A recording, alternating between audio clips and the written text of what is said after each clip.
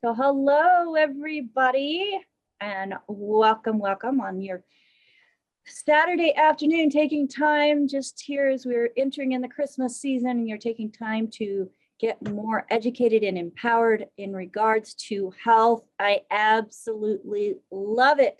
Love having more people getting interested in what they can do on their own and be empowered and take control of their health. So my name is Rebecca Kozak, and I am going to be hosting here with the one and only Pharmacist Benjamin Fuchs. On this next hour and a half, we will be going over your questions in regards to health and also the business. So, the best way to get more information about health is to join us in this business, join us in this crusade, and share information about how people can be empowered and take control of their health. I am honored to be able to share with you an amazing gentleman that I met about 6 years ago now, who has really made an impact in my life and my desire to learn more and more about health. And that is Pharmacist Ben Fuchs. Welcome, Pharmacist Ben. Thank you. And thank you to everybody here. And hi, Jaunty. Nice to see you. Is that your daughter, Jaunty? Hey, Ben. Yeah, this is what a pretty little girl. my younger daughter, Ayana. And then I saw Nima Warfield on here earlier. Say hi, Nima. Nima's here, and Alex. Alex? Where's Alex? I don't see Alex. Must be on the second page. Well, hello, everybody. Thank you. So we're going to do some Q&A. But before we do that, let me get my video going here. Before we do that, I just wanted to say a couple of things, just a couple of kind of preamble points that will frame everything, all my answers to the questions. And I've said these before, but it's worth repeating. First of all, when it comes to working with nutrition, when it comes to working with health, when it comes to taking care of people, people's health issues or helping them with their symptoms, probably the most important concept to understand is your diagnosis doesn't matter. You don't want to get thrown off on the name of your health challenge. And the reason this is important is because, number one, you can't treat a diagnosis. Diagnosis is just a name, it's just nomenclature. You can't treat nomenclature. And this really accounts for a lot of the problems the medical model has with dealing with health challenges. It's always trying to treat diseases. And as a corollary, you can't, just like you can't treat diseases, you can't treat test scores. Changing your test scores, manipulating your test scores just manipulates your test scores. You still have biochemical dysfunctions that are underneath if you're just working with numbers and you're working with test scores. This is why people don't get relief from their medications and oftentimes don't get relief from their general medical strategy. So you don't want to look at you don't want to be thrown off by diagnoses. You don't want to be thrown off by test scores. You want to be focusing on symptoms. You want to be focusing on the signs, the things that are going wrong in the body. And this involves something I call biological or medical forensics, where you kind of do a CSI on the body. CSI, crime scene investigation, they find clues, and then they backtrack the clues, and they try to find the perpetrator. That's how you want to work with the body. And that's how a good healthcare professional, whether it's a doctor or another kind of, or an alternative healthcare professional, will work. They'll look for the symptoms, and they'll use the symptoms as clues, and then try to put together a picture by backtracking the symptoms to see where the crime has occurred, where in the body the perpetrator is. So you go by your symptoms, not by your test scores. You go by your symptoms, not by your diagnosis. That's the first. That's one of the first principles. I don't know about the order. You can use these in any order you want, but that's one of the first principles. The second principle, and by the way, diagnoses and test scores can be a good shortcut. And sometimes they're necessary, but you're not going to get to the bottom of the event or the bottom of the crisis by simply working with diagnoses or test scores. They're basically conveniences. And oftentimes they're not conveniences for us, they're conveniences for insurance companies, and they're conveniences for representatives of the medical model. The second idea is, and this is sort of related, is that the body is a system. All the parts are connected to each other in this interacting web where removing one part creates a change in the entire system. You can't take a part out or poison a part or shut down a part without changing the entire system. That's one of the key principles of what's called systems theory. When you have a system, all the parts are interacting with each other, and you can't just take a part out and keep the system the same. Secondly, and this is related to this idea of the body as a system, in systems theory or systems medicine, where you see the problem is not where you're going to fix the problem. So if you have breakouts on the skin, for example, you're not going to be able to fix the problem by fixing the breakouts. If you have arthritis, joint pain, you're not going to be able to fix the problem by only fixing the joint. And this is one of the reasons why I talk about digestion all the time, because the digestive system underlies all of the problems that we see above it. It's like the soil upon which the tree of disease grows. So you can't treat in a system, you can't treat the problem at the level of the problem. You can't treat a diseased tree at the level of the branch. You have to treat the diseased tree at the level of the soil. In a system, you have to treat the problem downstream from where the problem appears. Third of all, nutrition's job is to make chemistry work better. The body is a chemical system, and how it shows up biochemically and structurally is the end result of chemistry. What we call nutrition is chemistry. The way the body is designed is there are certain chemicals that have to come in from the outside. If those chemicals are missing, the chemistry of the body is going to break down or is going to be somehow less efficient. That means that nutrition's job is to provide the chemistry, the raw materials, so that the body can run itself. Within that framework, not all health challenges are going to be conducive to changes in nutrition. The body shows up based on nutrition partially, but it also shows up on other dimensions. It shows up on the dimension as the end result of the dimension of the emotions, the dimension of the thoughts, and the dimensions of our, I call it spirituality, but you can call it our connection to the universe, our connection to the world. When we feel disconnected from the world, our body goes into stress mode. When the body goes into stress mode, it burns through nutrition rapidly, and it doesn't utilize nutrients for building, it utilizes nutrients to deal with stress. When we're thinking incorrect thoughts or unproductive thoughts or unhealthy thoughts, our body will produce unhealthy chemistry or unhealthy chemicals that will result in an unhealthy body. Likewise with so-called emotions or feelings. So if you're dealing with a health challenge, that's not to marginalize the importance of nutrition, but you should understand, and you should also be presenting this to your customers, your clients, and your customers and clients need to understand that you need to be operating on multi-dimensions of health and wellness if you want your body to show up healthy. And this will especially be demonstrated, or you can get a dramatic representation of this, demonstration of this, in people who notice that they get improvements when they start a nutritional supplement program like the Healthy Start Pack, for example, but then they plateau. If you've had clients, I'm sure some of you guys are familiar with this phenomenon yourselves, you have health challenges, high blood pressure, or fatigue, or elevated blood sugar, or rashes, or arthritis, whatever it is, and you start a supplement program and you get better, and then you stop getting better. When that happens, you can rest assured that there's other dimensions of health and wellness that haven't been addressed. And my job and our job and your job very likely is not going to be to be a psychiatrist or a mental health professional or a spiritual counselor.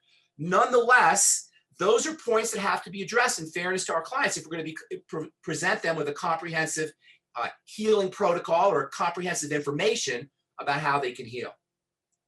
And then last of all, I don't want anybody to think of me as an authority. I don't want to be an authority. I don't want you guys to be an authority for your clients. Authority comes from the word author, right? And an authority is somebody who writes your story. Write your own story. I'm providing you with information, and everything I say should be verified. And likewise with anybody who gives you health information. Trust yet verify, as that wise philosopher Ronald Reagan said in the beginning of the 1980s. Yet verify. And that's why sometimes you'll hear people who you consider to be health authorities have different opinions. People often ask me, sometimes I have different opinions from Dr. Wallach or other people in longevity. They say, why do you have a different opinion? It's because this is the way I look at the body, and I'm presenting that to you, and you want to take that information with that kind of perspective. I'm presenting you information based on my clinical experience, which is 40 years of working with patients on an individual basis as well on a group basis, 40 years of doing hardcore academic research, and 40 years of working as a pharmacist, and 40 years of working in the laboratory. I'm giving you decades of information that I've gleaned over from dealing with patients, dealing with in an academic sense, dealing clinically in a laboratory and in a pharmacy setting. And I'm not saying that's not valuable. It is valuable, but I want you guys to do your own research, and you should want your clients to do their own research. You don't want to position yourself as an authority. You want to position yourself as somebody who has information that may be able to help somebody lower their blood pressure, lower their blood sugar, improve their thyroid function, or reduce their symptoms in one way or another. So those are the main points that I want to get across. Your diagnosis and your test scores should only be regarded as shortcuts. They're not where healing resides. Likewise, in a system, healing doesn't reside at the level of the problem. Healing resides downstream from the problem. And then nutrition's job is to provide chemistry, but there's still multi-dimensions of healing that need to be addressed. And then fourth of all, I don't want to be anybody's authority. And while my information can be valuable to you or to your clients or customers, do your own research. Trust yet verify, and always experiment. Be willing to adjust dosages, be willing to adjust protocols, and be willing to adjust nutritional formulations as you see fit and as benefits you. All right. So that's my little preamble. And you want to get to some questions, Becca? Yes, let's go ahead and get to some questions. Okay. All right. So I'm going to go by this list you sent me. Okay. And then we'll mix in a couple of these other ones that you talked about. All right. So Melvin, Melvin. So we also have a couple hands up too. So let's go back and forth a little bit. All right, we'll go back and forth. I'll let you. Melvin. I will start with Melvin. I'll let you direct me. So Melvin says he has issues with elevated blood pressure, 193/110. That's pretty high. Pulse fluctuation between 65 and 151. Obviously, that's not a good thing. Recent blood work shows changes in thyroid function. He does get bouts of acid reflux, muscle joint stiffness, dry skin fatigue, and passing out at night when he gets to the restroom. He's passing out at night when getting up to go to the restroom. Okay. Obviously, these are all serious problems. He's wondering if he could all be related to lower non-functioning thyroid. He's on supplementation only and not on any pharmaceuticals. All right. So this is a classic example of a patient who's got health challenges that are all over the board. And if you don't understand how the body is put together, generally, you don't have to understand specifics, but generally, you'll just raise your hands up because you don't know what to do. Do you deal with the acid reflux? Do you deal with the guy passing out? Do you deal with the blood pressure problem? Do you deal with the thyroid problem? There's so many things going on here. The good news is all of those different things going on represent branches and leaves on the tree. The good news is that if you get to the soil, the branches and leaves will take care of themselves. So this gentleman's major problem here is his body is under duress. His body, and by duress, I mean his body is under major stress. The thyroid is a classic indicator. The poor thyroid functioning is a classic indicator of stress problems. When the body is under a lot of duress, the adrenal glands will kick in. That's your stress glands. It will start to secrete cortisol. And over the course of time, as cortisol stress hormone is elevated, the thyroid function will come down. Now, all of these pretty much are a sign of long-term elevated adrenal or stress function. The adrenal glands and stress glands. I'm going to use those terms synonymously, stress and adrenal glands. So elevated blood pressure is a sign that the body is trying to deliver oxygen to the tissues, to the organs. When the blood pressure is high, one of the major reasons for this is the tissues are not getting oxygenated. Think about a garden hose.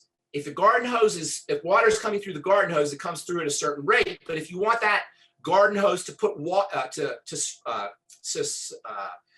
deliver water more at a faster rate or at a higher rate, you squeeze the garden hose. Then the pressure is higher. Have you ever done that with a garden hose? Like, you guys can't answer me. If you ever done that with a garden hose, you know that if you squeeze the garden hose, the pressure comes out high.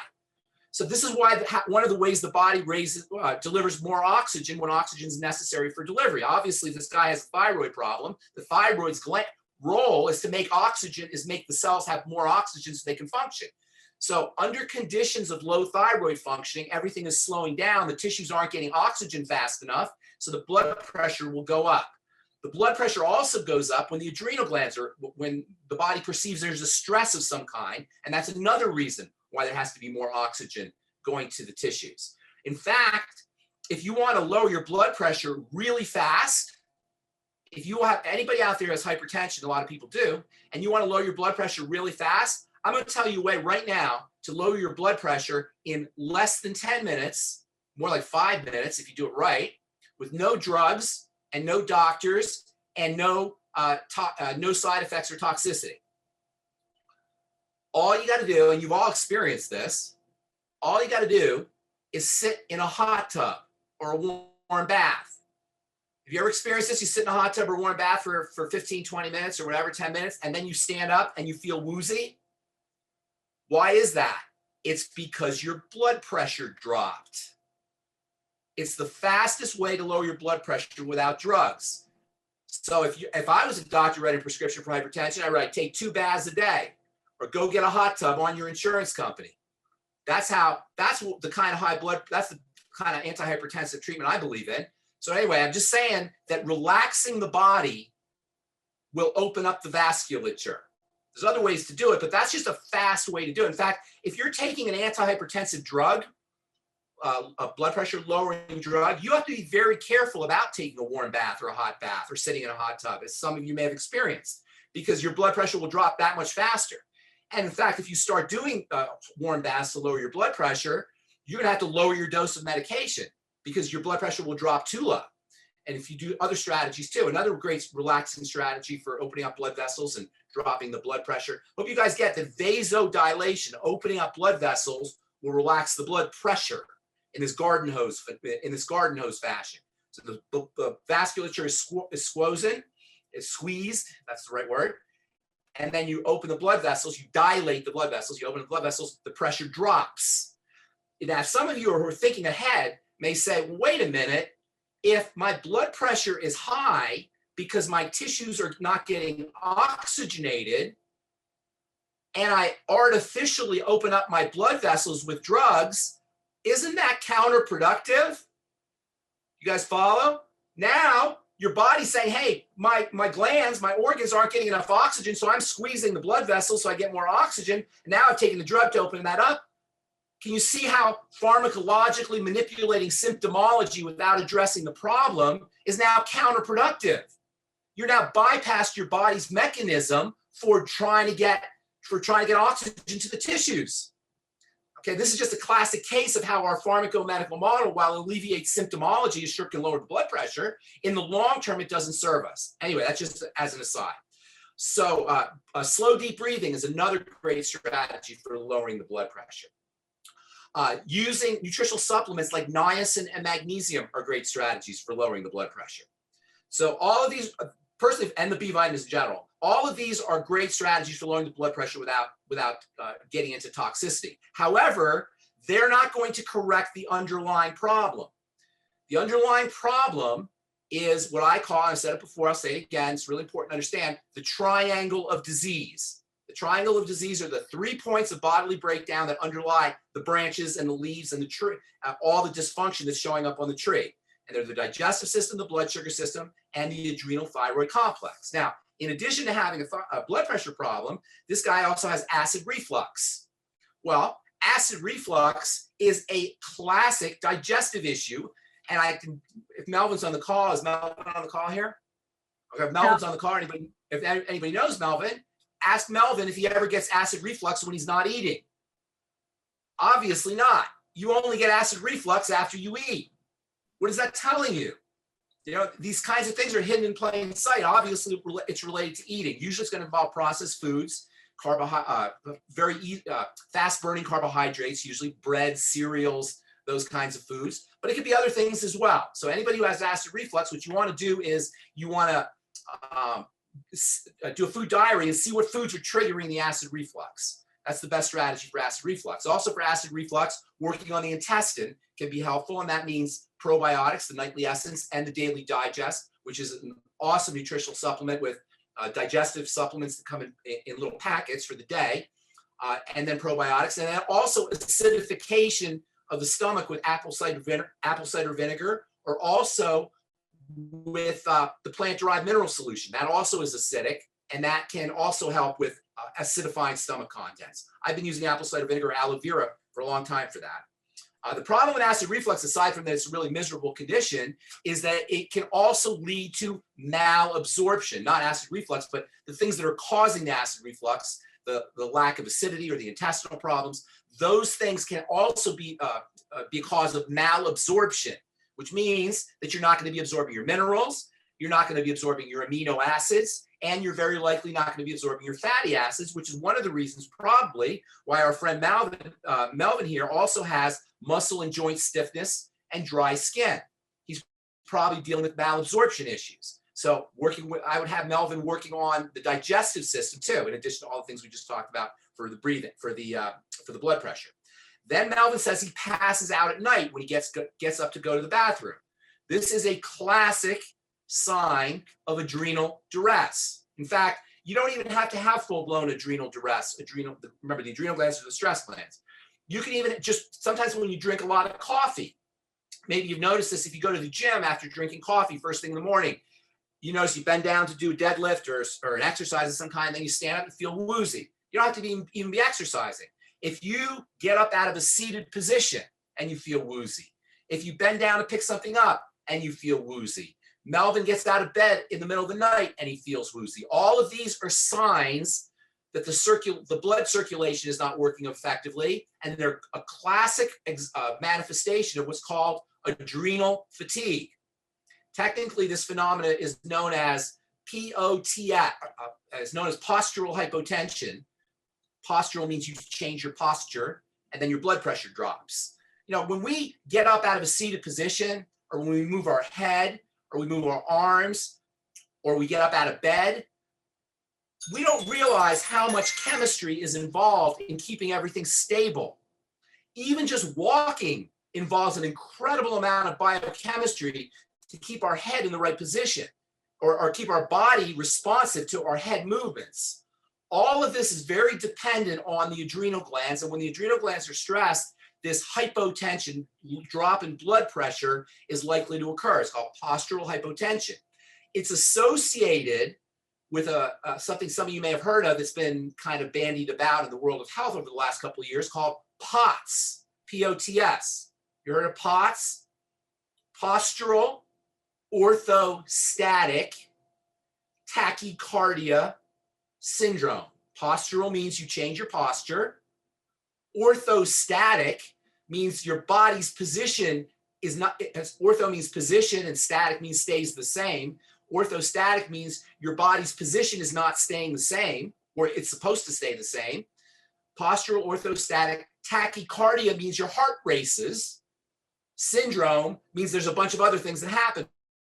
So POTS is when you get up out of a seated position, you change your body position, you get up out of bed, or you bend down and pick something up, and your heart races. This is not exactly like hypotension, but it's similar because your heart races when the blood pressure drops. This is all related to the same idea. Bottom line, if you feel dizzy or woozy when you change your body's position, whether from seated to standing or from laying down to standing or bending down to pick something up, think adrenal glands. The adrenal glands are the stress glands. They're the third point on the triangle of disease. Now, because they're the third point on the triangle of disease, there's 2 points behind them. To work on the adrenal glands, you can't just work on the adrenal glands. You got to work on the 2 points behind them. So we already talked about Melvin and his digestive system. Now Melvin also wants to work on his blood sugar. Sweeties, laying off of problem foods, drinking more water, exercising, making sure you're using sugar metabolizing nutrients like the ultimate niacin, which by the way is one of the all-time great anti-diabetic nutritional supplements, which is not marketed as such, but should be. Niacin is phenomenally important. Niacin, as I probably said this before, I'll say it again, niacin is the only vitamin, it's the only essential nutrient that the body will actually make under emergency conditions. That's how important it is for the body. And it's great for blood sugar. The ultimate selenium is also important for blood sugar. The Beyond Tangy Tangerine and the B complex vitamins are also important for blood sugar, but nothing beats laying off of the blood sugar spiking foods and eating less calories. And then third of all, working on the adrenal glands, which we talked about earlier, as regards the hypertension issue, the high blood pressure issue. Slow, deep breathing techniques, muscle relaxation techniques, hot tubs, warm baths, body work. These are all non-nutritional supplementation strategies for reducing stress. One of the great underappreciated nutritional supplements for stress, for the adrenal glands, we'll say, is vitamin B5, pantothenic acid, which you'll find in the de-stress. And then also the adrenal glands are very dependent on zinc, which you'll find in the Zinc FX, and vitamin C. In fact, there's more vitamin C in the adrenal glands probably than any other system in the body, any other gland in the body. Of course, you get your vitamin C in the Beyond Tangy Tangerine, which is one of its most important ingredients, even though it doesn't get a lot of play. We kind of take vitamin C for granted a lot of the times. It's unfortunate because it's such a well-rounded and multifunctional nutritional supplement. So for Melvin, Daily Digest, Ultimate Enzymes, apple cider vinegar or plant-derived minerals with meals, the Healthy Start Pack, the Ultimate Niacin, the Sweeties, Ultimate Selenium, and maybe if he wants to throw in the de-stress as well. Have any of you tried the? Can you hear me? Yeah. Yes. Yes. My audio different audio setup. Sorry, that's why I had some issues coming in. Have any of you tried Longevity's new apple cider vinegar gummies? They're fantastic. The only problem know about with them is that you want to eat the entire jar because they're so good.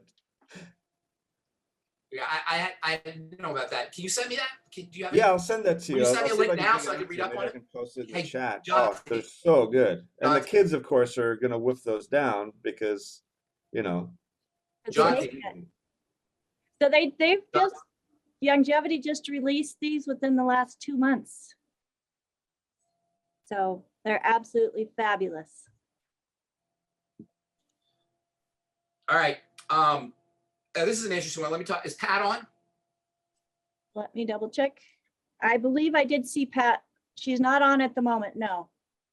Okay, so Pat asked, she has a client who develops some bladder sensitivity, and she feels like it's from the BTT 2.5 and the vitamin C in it. And she says, Pat says, years ago I had that from emergency, but I've never had it from our products. Any thoughts or suggestions for a substitute?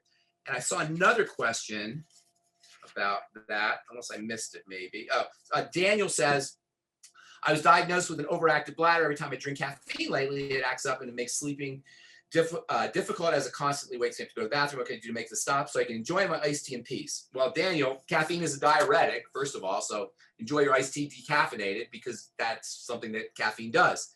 And then interestingly, if you're going to the bathroom a lot, that again, our whole concept, the whole idea that where you see the problem is not where the problem is. For folks who have this condition called interstitial cystitis, which is where you have chronic it feels like a chronic bladder infection. You have to go to the bathroom all the time.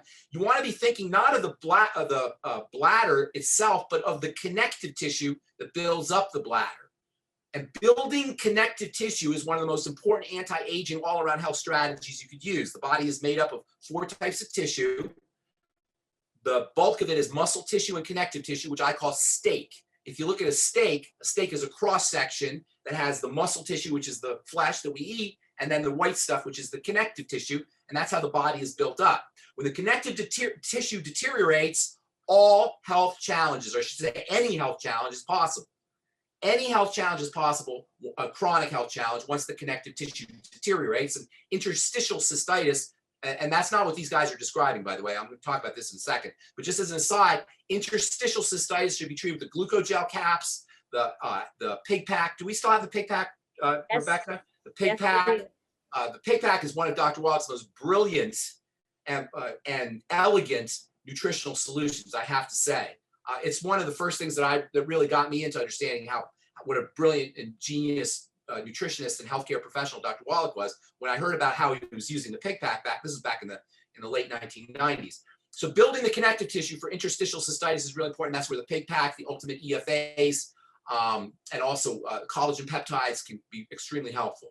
That's just as an aside. That's not what these people are talking about.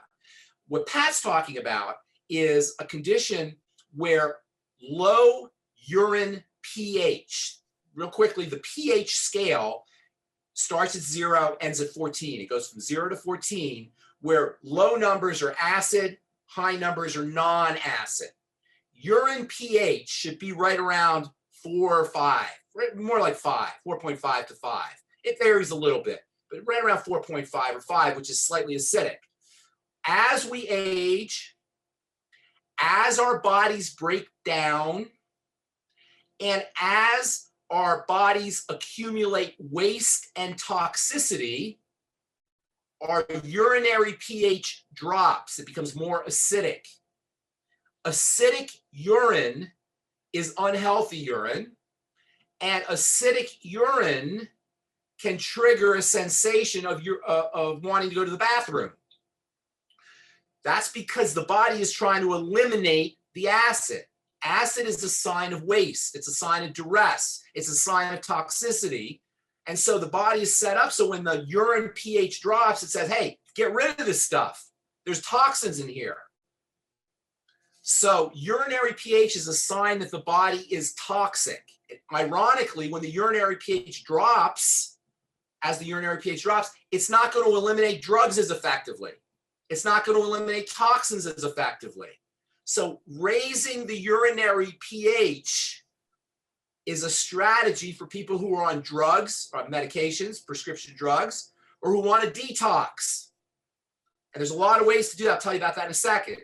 So this is why, and a lot of people will say this, when I do vitamin C, it irritates my bladder. I have a sensitive bladder. It's not the vitamin C. It's the acid urine, and the ascorbic acid from the vitamin C is contributing to the acidity. So what you want to do is, this is a patient who has to see, you don't want to stop taking vitamin C, but what you want to do is you want to work, remember, where you see the problem is not where the problem is. Problem is not in the bladder, it's downstream from the bladder. This is a person who is accumulating toxicity. This is a person who is building up toxins. Her body is under duress. Now, I want to know a little bit more specifically, to give her a little bit more specific information, but it's important that she doesn't blame the emergency or the Beyond Tangy Tangerine or the vitamin C, because you're missing an opportunity to take care of the problem where the problem is. So without knowing this patient specifically or knowing any of the specific symptoms, and by the way, if Pat's on the call or anybody who's on the call wants to give out my number, you feel free to do it. I'm happy to work with the patient, and I'm happy to work with any of your friends or family or clients or customers. Just all you got to do is email Rebecca, and we'll facilitate that. I want to know where the duress is in the body. Without knowing that, healthy start pack for sure. Especially focusing on minerals, which have an alkalinizing effect. The body toddy, perhaps, or the plant-derived mineral solution, or even the mineral tablets. There's mineral tablets now that they have. Anything that raises the pH. One of the real great strategies for raising urinary pH is sodium bicarbonate. Like half a teaspoonful 2 or 3 times a day. Sodium bicarbonate is baking soda. Just Arm & Hammer baking soda. A teaspoon, a half a teaspoon a couple times a day. You don't want to do too much, but a half a teaspoonful, maybe 2 or 3 times a day. Not only has a great urinary alkalinizing effect, that means it raises the urine pH, but because alkaline urine is better at cleaning out the body, it's also a great detoxification strategy. And there's a lot of healthcare professionals, orthodox healthcare professionals, who can't figure out why baking soda, plain old baking soda, is so effective, has so many health benefits, and it has tremendous health benefits. Dr. Mark Sircus writes a lot about this, Sircus, and it sounds like it's quackery and it's a panacea and it can't work, blah, blah, blah. Well, what they're missing is you're raising the pH of the body's excretory fluids, improving their ability to help detox, to help eliminate toxins, to help detoxify. So raising the urinary pH with baking soda is great. Don't take your baking soda, if you're going to do this, don't take it with meals. You want to do it between meals, because if you take it with meals, your stomach acid will also be alkalinized, and it will prevent maximum digestion. It will impede the digestive process. You want your digestive juices to be acid. So do it a couple hours, 3 or 4 hours even after meals. This is also a great strategy for folks who are dealing with pancreas problems, pancreatic issues. In fact, baking soda is a treatment, is considered a treatment for pancreatitis. Baking soda, Arm & Hammer baking soda, same stuff that you use to clean your counters or detoxify or clean out the smells in your refrigerator or use as a supplement, is made in the pancreas. It's one of the pancreas's major secretions is ordinary baking soda, i.e. sodium bicarbonate. So don't blame the vitamin C, but the symptoms that she's describing are not uncommon, and they're not hard to understand if you understand the nature of pH and the pH of the urine. Urine pH, and by the way, taking your urine pH is a great self-diagnostic strategy to see how well you're detoxifying. You want your urine, just buy some pH paper on Amazon or at a scientific supply store, and take your urinary pH and see. And you don't want to do it first thing in the morning. You don't want your first urine. You want like a second urine or third urine, because your first urine tends to be more acidic because you've been detoxifying through the night. So second urine or third urine of the day, take your urinary pH, and you want it to be around 4.5 or 5. It can fluctuate a little bit. So you want to do it and then get an average and see where you're at. All right. Do you want, let's see here. Virginia, Victoria, if she's on the call, her husband has high blood pressure. We already talked about that. Do all the things we just talked about. And she is on the call. She is? Is it Victoria Barron? No, Victoria Hatton. Okay. Hi, Victoria. Can Victoria join? Can you get Victoria? Yep, absolutely. Hi, I'm here. Hi, Victoria. Hi. Hey, so did you hear what I said earlier about hypertension, all those things? Yep. So does he have a blood pressure cuff? Yep. Yep. So tonight his diet, his prescription is to take his blood pressure and then go sit in a warm bath. He does that quite often. And that he knows intuitively. I don't know if he knew it. He knows it drops his blood pressure. Do you see the relationship between our lifestyle and our stress level, our body's tension level, and the blood pressure? That alone should be a big major clue for him right there. Yeah. And by the way, antihypertensive drugs are in the top 10 list of most toxic drugs you can take. Antihypertensive drugs, they're really nasty. So get them on the Ultimate Niacin, Ultimate EFAs, Osteomag, the Healthy Start Pack, and let me think if there's anything else. And maybe the de-stress. Okay. Okay. And then if he's, how old's your husband? 72. Okay. Any issues around the gut weight in the middle? Is he carrying extra weight in the middle, body fat in the middle? A bit, not as bad.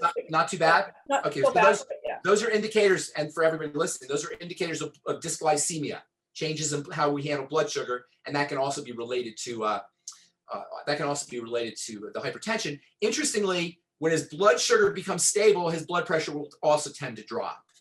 So you kill two birds with one stone. Okay. Sounds good. Thank you. Right. Thank you, Victoria.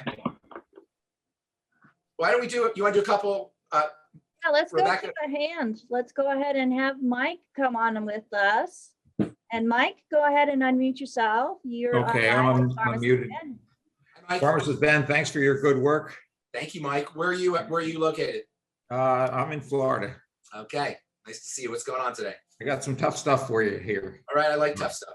Yeah, I had recovered from AML and a bone marrow transplant, and I was their first patient ever off 100% off pharmaceuticals until the Raging Bull decided to invade. And I have dealt for a year now with unbearable anxiety and nervousness. And understandable. Okay, and AML meaning that's leukemia for the listeners. How old were you when you had when you had the AML? I was diagnosed at 63 for, amyloid. And how old were you? I was 63, I'm sorry. How old are you now? 68. So I've kind of beat the Grim Reaper to this, but unfortunately, this issue has caused a lot of problems, and I can get, I'm working with integrative and mainstream, and having, I think I've diagnosed it myself. I'm going to ask you to maybe verify that. The anxiety? Yes. Okay, so what did you come up with? Well, I had gone through the TMS, ECT, and they were focusing on the brain. What I've found is I had them check my calcium level, and it was 10.3, which is a little bit out of range. And then it went up to 11.3. I think that I have a parathyroid overaction. You could definitely have a parathyroid issue. You could also be low magnesium. And magnesium, in fact, I would be doing magnesium. That's one of the really nice anti-anxiety supplement nutrients that you can use. I'd be doing high doses of magnesium. Are you constipated at all? No, but how high can I go? You can go to a couple grams a day, even up to 3 grams a day. Magnesium 3 and 8. Would that? That's a great. Yeah, that's a great source. I would do the liquid magnesium, the longevity liquid magnesium, but you could do 3 and 8. Okay. It sounds like you know a little bit. So here's a couple things for you. Okay. First of all, your body has been through the ringer and it remembers things. Okay. So you are probably at least partially experiencing your body's duress. The anxiety is a mental label that describes, this is really important, Mike, and for everybody out there listening who's dealing with anxiety. Anxiety is a mental label that describes a body phenomena. In other words, your body goes into a sensation, the brain reads that sensation and describes the phenomena. You're not doing this consciously. It happens instantaneously because the brain's always trying to figure things out. That's its job, is to figure things out to keep you alive. It's a good thing. The brain, when the body talks, the brain will hear that, and when I say talks, it creates a sensation. When the body creates a sensation, the brain will then interpret that sensation. So if you were to delabel the sensation, guess what happened? What would happen to the anxiety? It would become just a sensation. It would no longer be anxiety. So I'm assuming you feel something in your belly, or maybe something in your throat, or something in your chest. Somewhere in the belly, it's sometimes the whole body's it's almost like getting an electrical jolt through the body. Okay, so that you get an electrical jolt. That's probably later on down the road. There's probably one thing that's triggering it. And usually it's in the throat or the chest or the belly. Those are usually the 3 areas where it happens. It can happen in other places too, but those are the 3 concentrated areas. And then I'm going to explain how it goes forward. You feel something in your chest, or there's a sensation in your chest, a tightness in your chest perhaps, or a tingling in your belly perhaps, or a movement of the heart, maybe sometimes happen, or sometimes in the throat. The brain will say, wait a minute, something's happening. What is the reason for that? Because that's what the brain does. What is the reason for that? And you say, oh yeah, it's my credit card bills. Oh yeah, it's my dysfunctional family or relationship or job. Oh yeah, it's the new world order. It's the globalists. Oh yeah, you know what I'm saying? The brain will come up with the reason for it, a story for it. And then that will trigger more anxiety or more sensations in the body. And then the brain will label that, and you go down this downward spiral of anxiety. The way to cut it is to disassociate the physical, we say somatic in the business, SOMA, the somatic sensation from the psychic interpretation, and just feel the sensation. This is not, I know we're here to talk about nutrition, but because anxiety is such a big issue, this is really important. This is why people can't meditate, and this is why people can't sleep. Because what they're doing is they're constantly labeling and naming, and this is just the brain's job. It's not you're bad or you're wrong. This is the brain's job.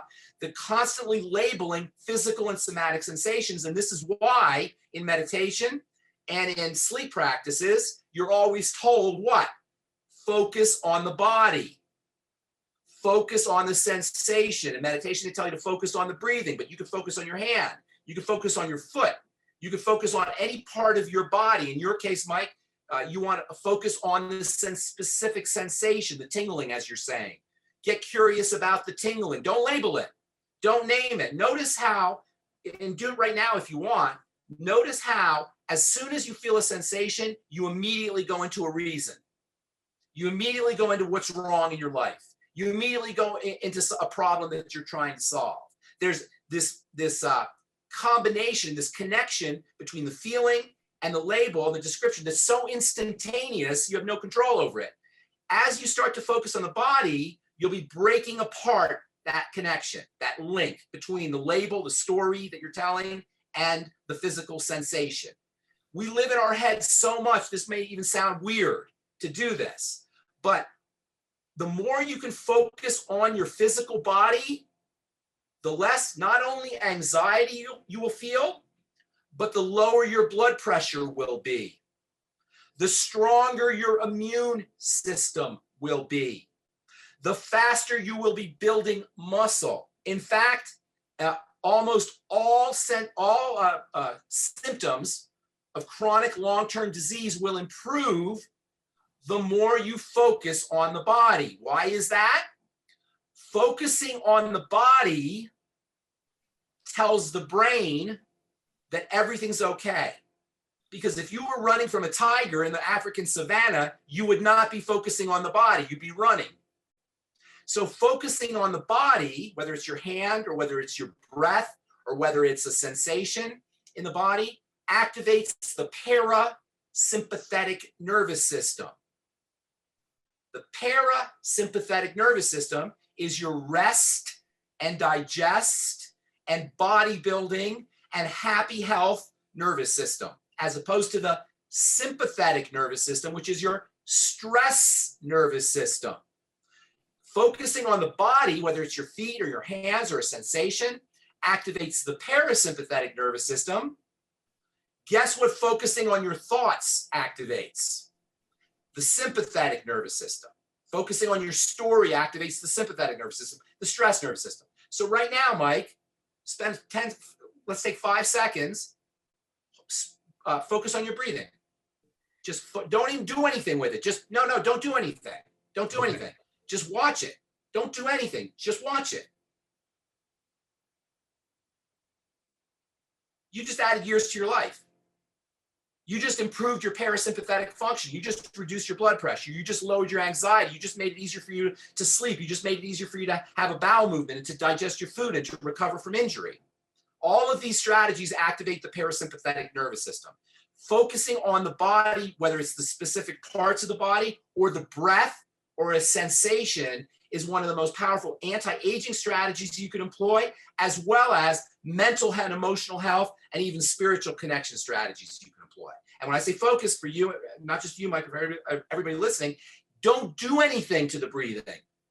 Just watch it. Isn't it amazing that the body breathes itself? There's an amazing automaticity to the body that is symbolic or emblematic of an intelligence that is built into this system. You don't breathe your body. Your body breathes on its own. It happens without your control or without your volition.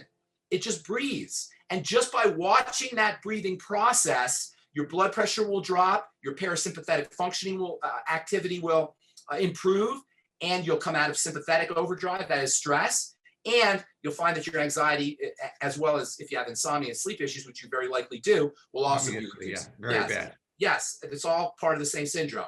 If I don't know if you heard everything I just said, but if you didn't, and you listen to it again, and you employ these strategies, not only will you be feeling better in your life, but you will have added years to your life. No exaggeration. And that's not just true for you, but everybody listening, even if you're not dealing with anxiety. Activating the parasympathetic nervous system is a fundamental anti-aging, pro-longevity healing strategy. And pretty much everything we talk about is really about activating this rest and digest nervous system. And by the way, last thing, constipation, which is like an epidemic, is a classic sign of a jacked up sympathetic nervous system. And that means that if you're trying to have a bowel movement, the worst thing you could do is try to stress it out or muscle it out. You want to relax everything. You open everything up, and one of the best ways to do that is when you're trying to have a bowel movement, you're constipated, is do this breathing thing. Watch the breathing, and maybe even focus on activate the second part of the breath. The exhalation the exhalation part of the respiratory cycle is inhalation and exhalation. The exhalation, the exhale, is when the parasympathetic nervous system is activated. That's why you always want to exhale more than you inhale. All right? I hope that helps. I appreciate it. Thank you. Okay, thank you so much. Wow. I just have to say, wow, Ben. Well, That was a lot of information that covers between, you know, the 5 people that we've already spoken about, yeah. and helping them find that underlying cause, because the symptom, that's like referred from somewhere else. Yes, referred. They actually call it referred. That's actually the medical term. You actually can feel referred pain. You can feel it in your knee when the problem is in your intestine. And they call that referred pain. And that's true. And, you know, I don't want to marginalize nutrition because it's really important. Nutritional supplementation is really important. And by the way, for Mike, magnesium and niacin can be very relaxing. Vitamin C and omega-3 fatty acids can be wonderfully relaxing for the body. And they're really important. But there's other dimensions here that also need to be, if we're really about health, which we are, you know, longevity is not about supplements, it's about health. And we're all here to help people to make a difference. That's what we all have in common. Everybody on this call and everybody who's in longevity has that in common. We want to make a difference in the world in terms of people's health. We got to be talking about all the different levels: spiritual, mental, emotional, as well as physical. Ben, Right. could I ask you a quick question that comes to mind? Every night I sit down and I read to my kids, sometimes maybe 2 hours. So after a long day of work and after whatever else I've had to deal with, I sit down next to this warm fireplace and I open a book it's kind of a kid's book, and I start reading.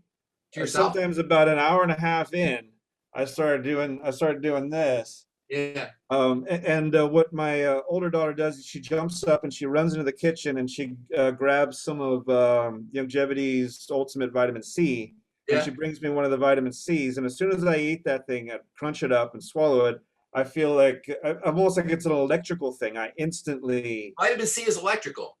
Vitamin C works by electricity. In fact, all nutrients work by electricity. I said earlier how chemistry, our body's chemical, and we work with chemistry, and nutrition is chemical. But really, I was kind of being a little simplistic there, because really it's not chemistry; it's really electricity. Nutrition works because it helps electricity bounce around. The way the body, and not just the body, but all living things work by virtue of electricity bouncing around. And the way the system is designed is the bouncing has to occur on little bridges. Think of a river with water, and then there's bridges in the river, and then the electricity bounces on the bridges. It doesn't, if it sinks in the water, it's not going to move. So these little bridges carry the electricity. What are those little bridges made up of? Vitamin C, vitamin E, the B complex, all the things with minerals, all the things we call essential nutrients are little pontoon bridges in the river of life that electricity Salt bounces. in there as well, Ben? Salt? Absolutely. Sodium, potassium, electrolytes, all of it. That's what nutrients do. They facilitate the movement. And by the way, where does that electricity originally come from? It comes from food. And the combination of food plus nutrition gives you the electricity plus the pontoon bridges. Our food today doesn't have pontoon bridges. It has lots of electricity. Processed food especially is super high in electricity, but not in pontoon bridges. That means we eat all this electricity, but because we don't have pontoon bridges, the electricity can't flow.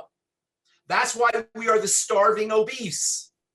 We have lots of electricity and the body can't use the electricity, so it stores it away for a rainy day on our fat butts and our fat guts and everywhere else.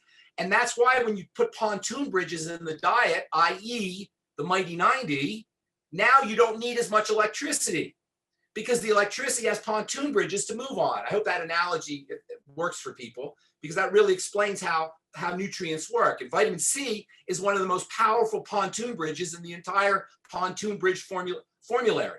And that's why vitamin C can do that.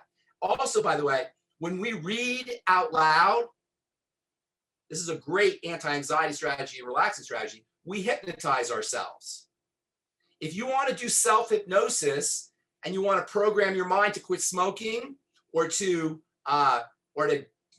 quit doing any habit, caffeine, or whatever it is you want to hypnotize yourself for, write a script that says you're going to quit smoking, or a story, and read that story to yourself out loud every night or twice a day. And you will program yourself. As you're reading, you'll go into a hypnotic state, they call it an alpha brainwave state, which is where you're very suggestible. And then whatever you suggested yourself to do, you will do. By the way, black magicians, very bad people, do that with advertising. Right. And they do it with the news. And they do it with television. So that whole same idea of telling yourself a story when you're reading is being done for us vicariously by the beautiful newscaster on Fox News or on MSNBC. She's doing that for us. Be afraid, be very afraid. We can take control of that by reading a script. So that's just throwing that out. Scare the hell out of you, and then they play the advertisement. Yes. So first, the problem, and when it sort of maxes out, then they cut to the ad, and the ad says solution. Yeah. Food is another way of doing it. We get visual cues. Like if you ever watch the food commercials are always very slow. Like the syrup goes down the pancake very slowly, or the Snickers bar opens very slowly. So you go into this alpha state hypnotic trance. I want a Snickers bar. Then you drive by McDonald's, you see the golden arches, and you're like, I don't know why it is, but I just need some French fries.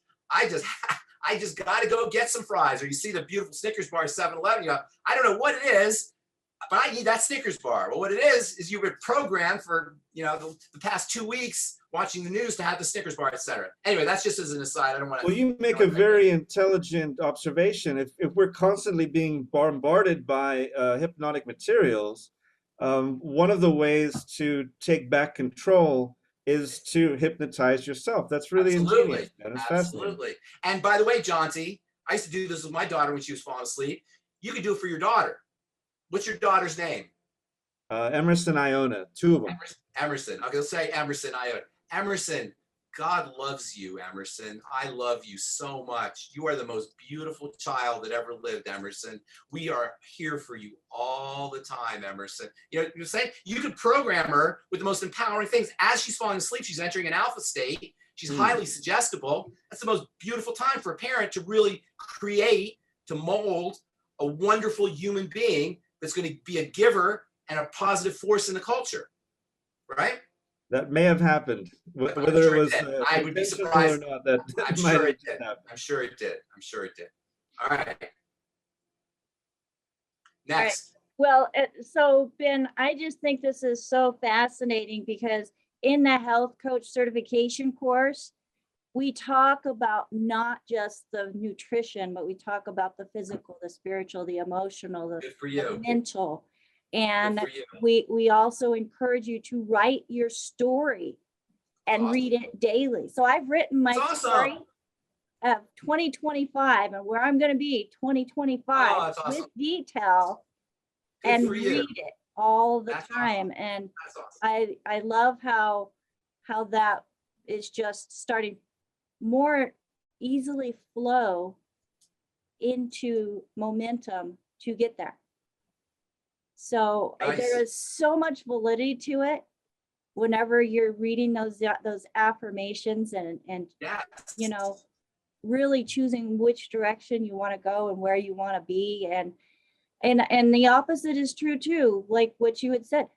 Don't be the diagnosis. Don't let those test results. Don't be your diagnosis.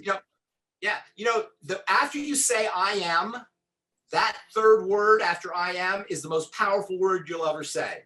So if you say I am depressed, I am diabetic, I am whatever, I am an addict, whatever you say, you're just creating that. After I am, that third word has to be used extremely judiciously and with extreme awareness and consciousness. So you don't want to identify as your disease. You don't want to identify as your diagnosis. In fact, this idea of nominalization of verbs is a very disempowering concept. It takes our power away from them. See, people say they have diabetes. No, you don't have diabetes. You are diabetesing. Your body is diabetesing. Why is that important? Because if you have something, you have it. It's yours. You got it. That's yours. But if it's a verb, it just means that you're in that process. Now you can reverse it. It just means you're heading in this direction. Now you can go back in this direction. All biochemical processes are verbs. The human body is a verb. We are verbs. Nominalization means taking a verb or an action and making it into a noun or a thing.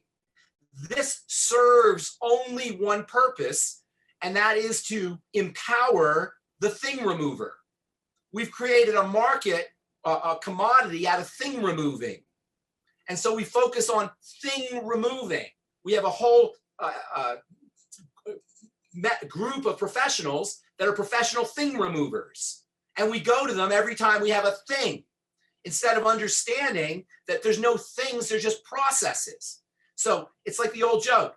Somebody goes to the doctor, he says, "Hey doc, it hurts every time I do this." The doctor says, "Don't do this," you know? So it's like, you want to understand that your body is responding to something we're doing. All the things that we're complaining about are reactions. If something is a reaction, by definition, it's a response to a action.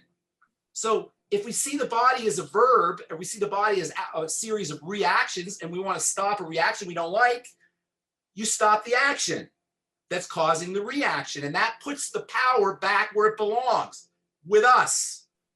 If we think we have a thing and we have to have the thing removed, that takes the power from where it belongs and puts it into a usurper, into somebody who's willingly going to do that because they make a nice living usurping. They're going to usurp. They're going to say, "Oh, we'll take care of your thing for you." It's not a thing though. And guess what?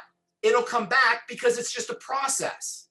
And that's true about everything in our lives. If we want to eliminate a reaction, something that's happening, go back to the action and stop the action. Well, and it just really proves how important language is.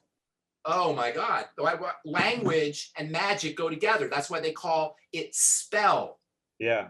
They call it a spell. And that's why when a judge puts you in jail, he gives you a sentence, right? In magic, they call magic books grimoires because they work with words to create grammar.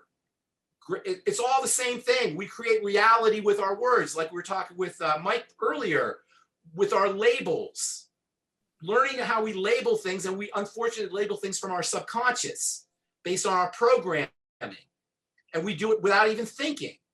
How we label things turns things from either good to bad. Just the label, just the name, just the nomenclature, just the verb. So that's why your diagnosis is so critical to dismantle and not to take seriously, or to understand its impact. Well, and this can be applied to health, to relationships, to business. Our words and what we speak into Yes. every aspect of our life Absolutely. is going to direct where things are going to go. Yes, where your attention goes by the words yes. you use. Where your Wow. focus There's actually goes. a your attention concept goes. called proper speech, wherein if you're using terms like "that annoying person," then you're creating a world in which it's going to be very difficult to actually experience the nature of the things that you're experiencing. You're predefining them with derogatory terms that are shielding you from the wonder of the experience.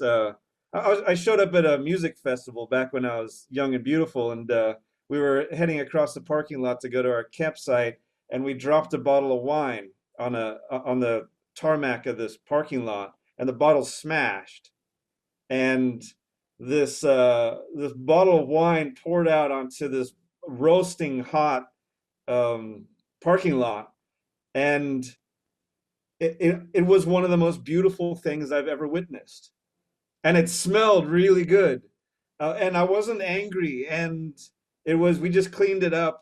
But I could see that if I said, "and then the bottle of wine broke," that I could have created an alternate narrative, a different story, wherein this tragedy happened and it was so embarrassing. But just to witness things as they actually are, as they occur to you, is it's a profound idea, and I'm really grateful for you two for heading us down this rabbit hole. John, there's a thing called now in medicine called narrative therapy. Have you heard of this? Narrative therapy is where they'll actually ask you about your narrative, and they'll treat you by treating your narrative. Google narrative therapy. It's actually a legitimate school technique or protocol that basically psychiatrists use. But let's get to some questions here. I don't want to bore people with our stories, my stories, or anything. So this is about health questions. This is about business questions, and all of what we just spoke about, people, can really help in life as a whole. Yeah, and you want to be that's how we want to represent ourselves as a business. In the business, we don't want to represent people as just selling them supplements. We want to represent them as being able to help them take care of all of their health issues. And I think it's really important. And sometimes I digress, and me and Jonty, we always have these crazy discussions when we do them, but I think they're valuable too. I agree with you. We want to really be presenting it as ourselves as well-rounded healthcare professionals that are here to help people on all levels. And that being said, let's see how we can help some folks who are on the call here, maybe, because I think I'm out of questions. Well, let's go to John. And John is our next hand up. John, go ahead and unmute yourself. What's up, John? Pharmacist Ben, I have had a wide variety of issues, but when I woke up on January the 6th of 2020, I could barely walk. Okay. Anyhow, I got that fixed through a doctor. What was it? What was the problem? The SI joint on my lower bottom, on my back, was affecting my knee, and I was a hunchback of Notre Dame. Were you walking funny before that? No. And eventually I went to a doctor, and he said I needed both knees replaced, and I needed both. I need surgery on both of my shoulders, and I won't tell you how I felt. I said, I'm not going to be RoboCop. Did you get any surgery? No. How are you doing now? Well, in May, a few months later, I heard Doc Wallach on George Norrie's show, which I used to listen to George Norrie back in California, but I'm from Pennsylvania. Anyhow, for almost 10 months, because my knee was so damn bad, it was so bad, I couldn't sleep in a bed. I had to sleep in a chair upright. But that's pretty much fixed. The doctor fixed it for me. How do you fix it? Well, he finally, I went to acupuncture. Then I went right next door was a guy, we would call them back doctors, but chiropractors. Chiropractor. And this, eventually I was told I had a frozen shoulder, and the doctor called in his technician. They asked me to do a few things. They said, you have no frozen shoulder, none whatsoever. Otherwise you couldn't do what you're doing. But eventually, he worked on my SI joint. John, listen. You can name all the joints you want. You can name all the parts of your body you want endlessly. You're just falling apart, dude. Period. Forget it. The SI joint, forget the knee, forget the shoulder. Your body is deteriorating, period.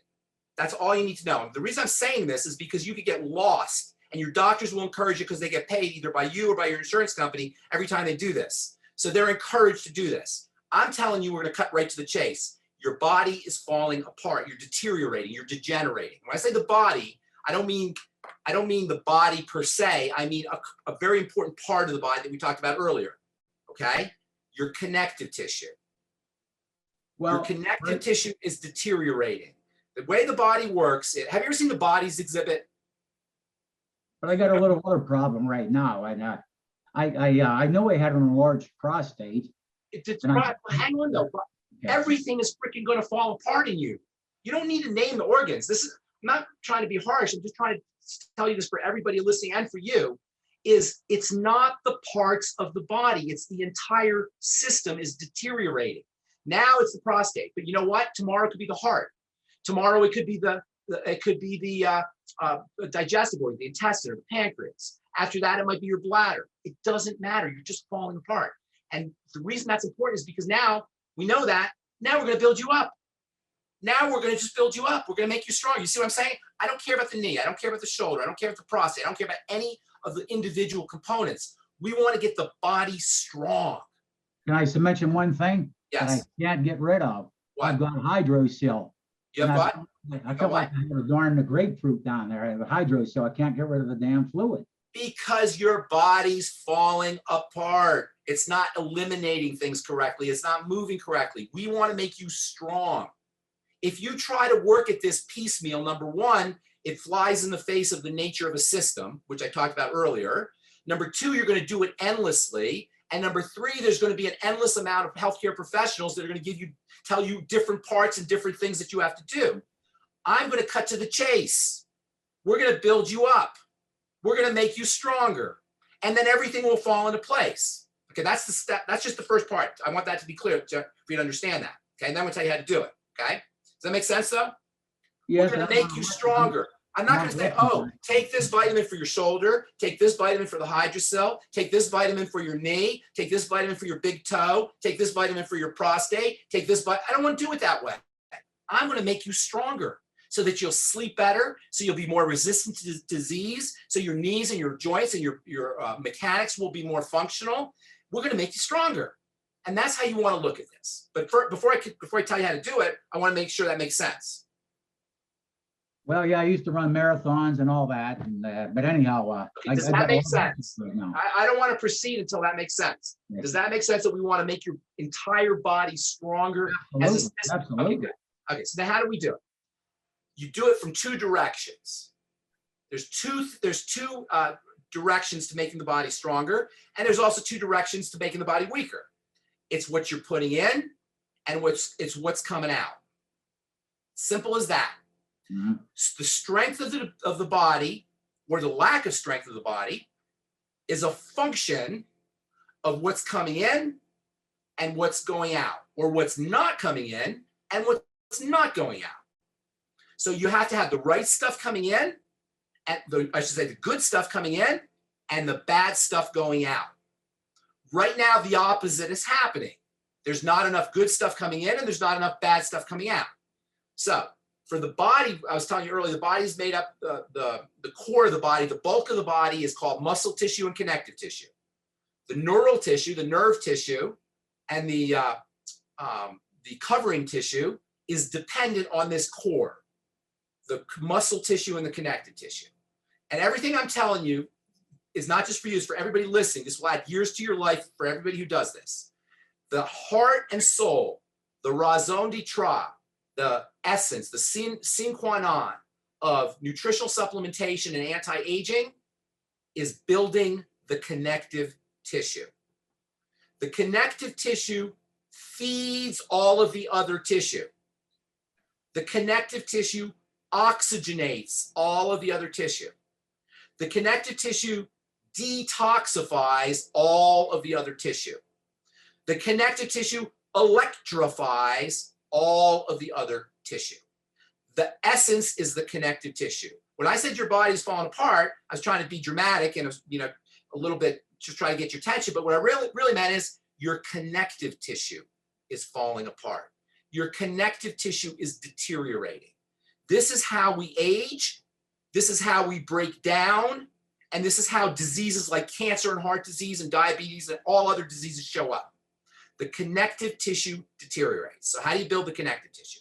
Well, first of all, the most important thing, the first step is to put the stuff in that builds the connective tissue. Collagen peptides, get on them right away. I do. Ultimate EFAs, get on them right away. And I'd be taking lots of them, 12 to 15 of them a day. The Fucoid Z is wonderful for building the connective tissue. Anybody ever wonder why the Fucoid Z is good for everything? Almost like it's a miracle or panacea or snake oil? Because the Fucoid Z builds the connective tissue. The glucogel caps, they're good for everything. Why? Because the glucogel caps build the connective tissue. So by the way, I'm sure you're probably already doing them, but you should, if you're not, do them. If you're not, and I'm sure you're already doing them. You can't build connective tissue without vitamin C.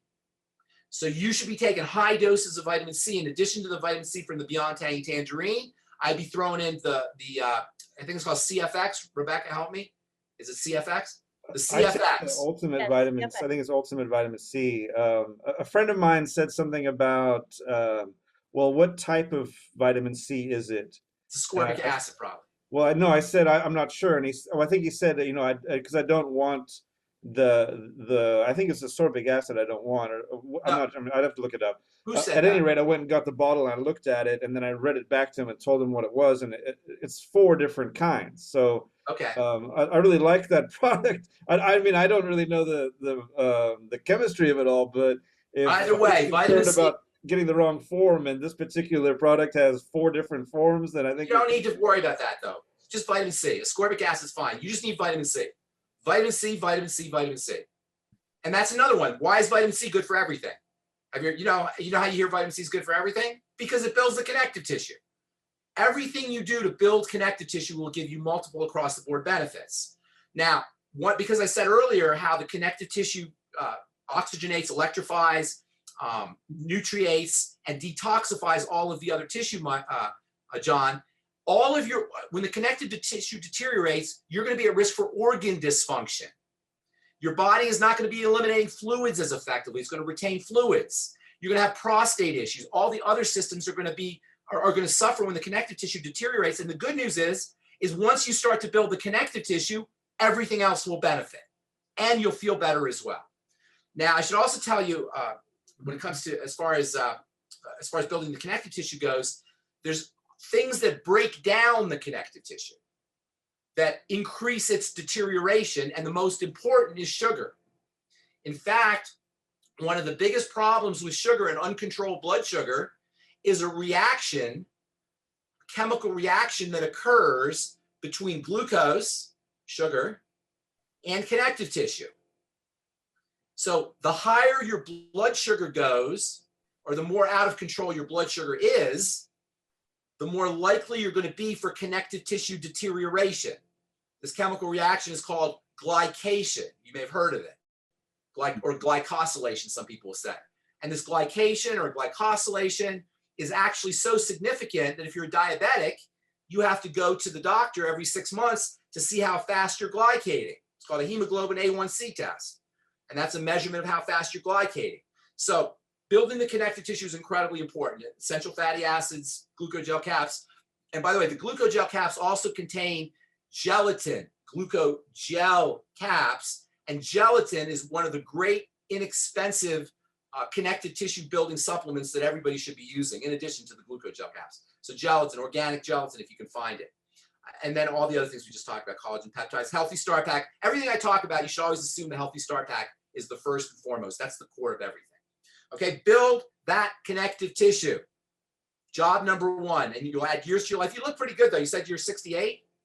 66, and I weigh 170 and 5'8". And You're looking pretty good. You're not doing as bad as you. There's people who are a lot worse off than you are. But build the connective tissue. That's your job. Core to core. In fact, you know what, John? Remember I said at the beginning, I said, don't just trust me. I don't want to be anybody's authority. I want you to do your own research. Your job, and you look like a smart guy. You look like a well-read guy, an intelligent guy. Research connective tissue. That should be something you focus on. You get on the internet, research collagen, polysaccharides, proteoglycans. All these things are things that you use are all the components, the building blocks of connective tissue. And that'll add years to your life, and it will change the prognosis of your body's structural issues as well as the organ issues. well, last year on September the 3rd, I went and I got the hydrocele, and I can't get rid of them. About 8 ounces down in there, in the scrotum. Can't get rid of it. Just can't get rid of it. Yeah, that's a miserable condition. And, The body is deteriorating. So, all right, I hope I helped you, Bob. And you can always call me if you have questions. Hang on just a second, somebody's calling me. If you have questions specifically, you can always email me or call me. John? Yep. He said, okay. All right. And So- by the way, let me just ask John. John, do you understand how when the connective tissue deteriorates, the fluid is not going to drain? The piping is made up of connective tissue. The drainage pipes are made up of connective tissue. Does that make sense? You follow me? It does, and I don't want to have a needle, and I don't want to have no. I know you don't want a needle. I get that, but here's the thing: you're experiencing in your hydrocele area. You're experiencing the same kind of damage that you're experiencing in your knee area and in your shoulder area. It's all the connective tissue deteriorating. Mm-hmm. And I don't blame you for not wanting a needle, but if the fluid is if it's filled down there, if it's really filled seriously, that you may have to have something like that done. But your job is to protect it for the future.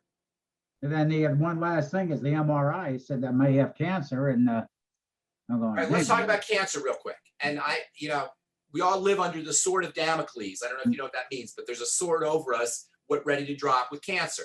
And it's the most horrible diagnosis, obviously, and it's just a nightmare. But we got to figure out what the heck's going on with cancer. Guess where cancer originates? You're going to be blown away when I tell you. Probably The connective tissue. Yeah. The connective tissue. Exactly. In fact, cancer cells are so smart that when they want to spread, they will drill through the connective tissue. They have special enzymes that allow them to drill through the connective tissue.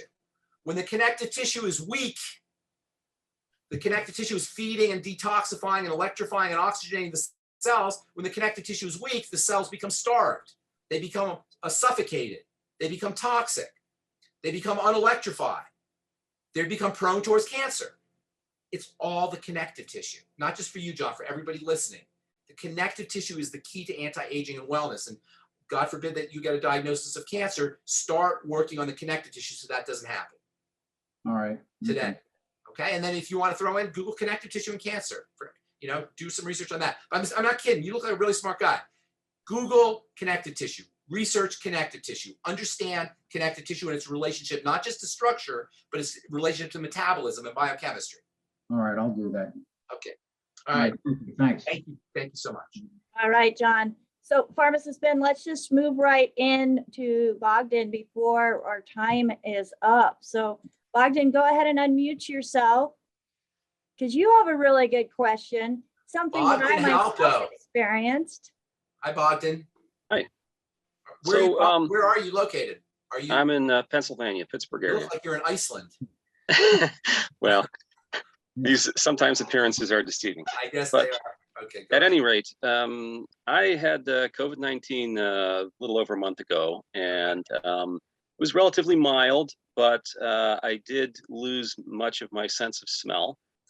Did not lose my sense of taste, but did lose much of my sense of smell. And some of it has returned, but it seems I can smell certain things and not others. And I'm wondering if there's anything I can do to accelerate or improve that recovery process. Anosmia, which is the technical name for loss of smell, is a classic sign of zinc deficiency. So I don't know that this is the case, but I know people who have taken zinc and had sense of smell return. I don't know necessarily. It's very possible that COVID itself is related to zinc deficiency because zinc is a very important immune boosting mineral. Zinc is really important for a lot of things. It's used to treat acne. It's used for burns, to heal skin after burns. It's used for boosting the immune system. And it's also associated with smell and taste. In fact, zinc deficiency can be diagnosed by giving a little bit of zinc. And if you don't taste it, that's a sign of zinc deficiency. So I would be using zinc supplements. You could just take 50 milligrams a day of zinc, which is a good dose, or use our Zinc FX. Or if you want to test for zinc deficiency, you can get something called zinc heptahydrate, which is a solution of zinc. And you can find that in health food stores on the internet. And you can just put a couple drops on your tongue. If you can taste it, then that's an indicator, or if it tastes really bad, actually, that's an indicator that you have enough zinc. But if you can't taste it, that's a sign that you may be zinc deficient. Okay, that's called zinc heptahydrate. Heptahydrate. I'll write that down. Yeah. But it's just, that's just a nice little thing for you to see, but you can just start taking zinc and see what happens. Okay, 50 milligrams a day, you say? 50 milligrams a day. We have Zinc FX. I'm not sure how much is in the Zinc FX, but you want 50 milligrams a day. Okay, thanks very much. Thank you, Bogdan. Nice to see you. All right, fantastic. So I think there was one more question that we might be able to address in the next couple of minutes before we go. And that has to do with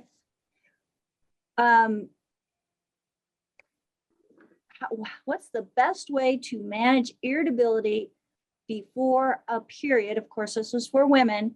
Yeah. Or is it just natural? Well, no, it's not natural. Number one, progesterone. estrogen is an irritability hormone. Actually, it's not estrogen technically, it's breakdown products of estrogen.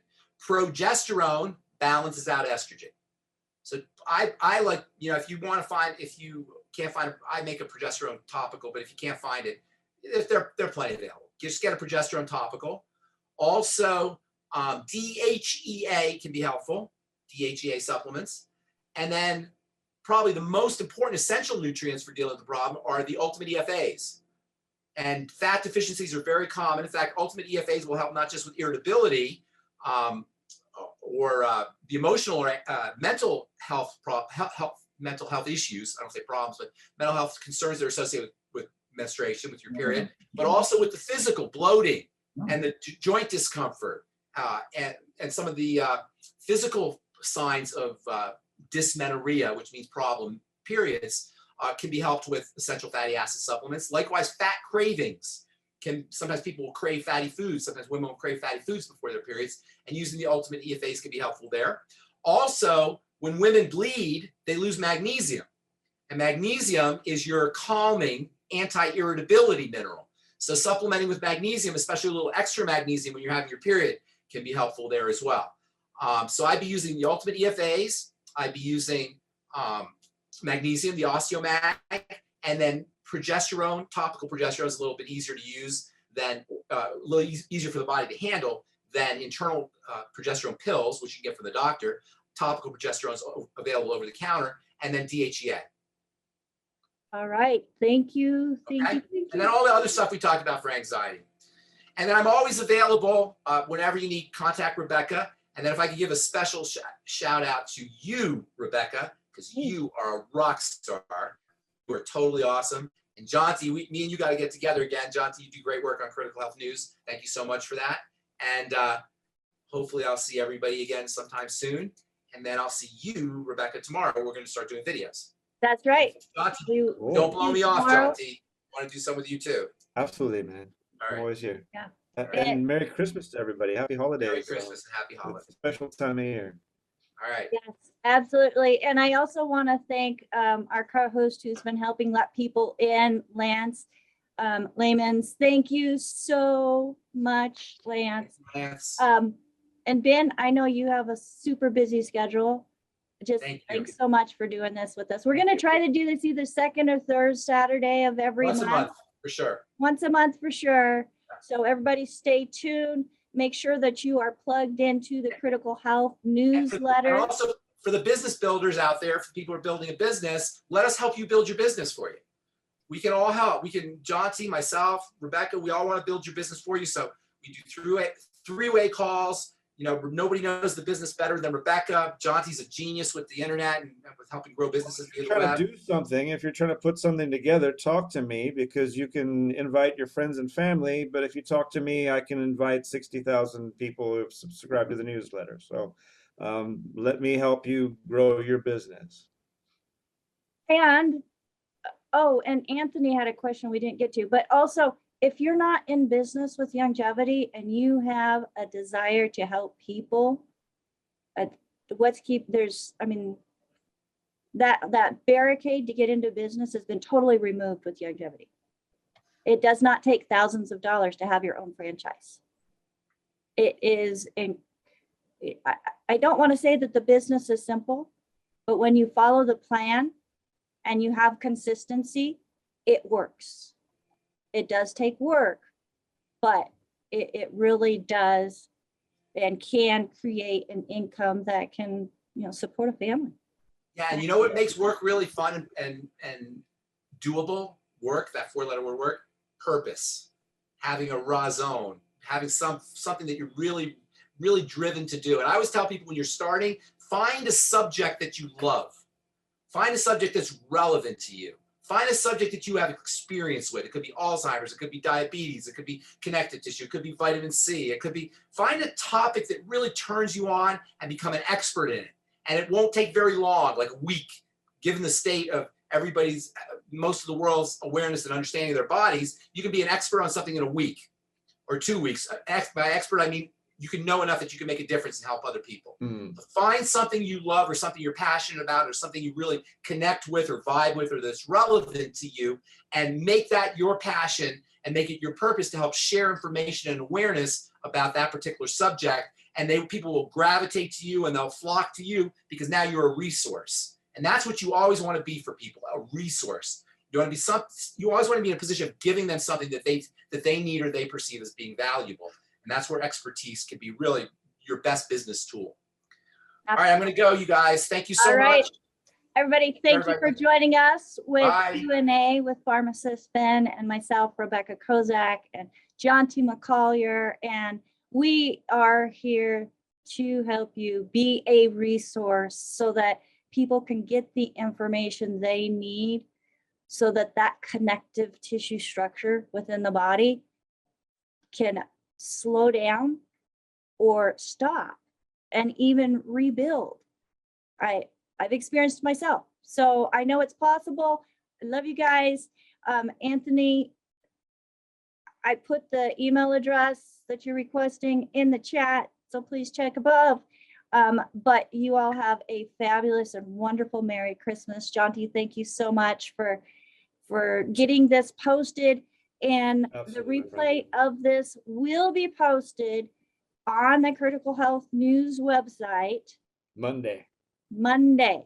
I might do it sooner, but I'm going to send the newsletter out on Monday because not a lot of people check email on the weekends, as I've mentioned. So, All right, so it will be there. And then also, if you're part of our subscriber base, you will also get, like John T just said, the newsletter that has the link to the replay.